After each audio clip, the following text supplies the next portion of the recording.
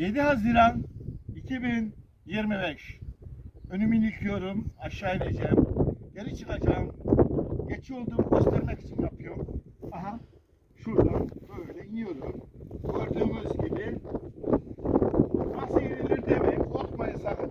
Herhangi bir şey olmaz. Geçiden inerim yani.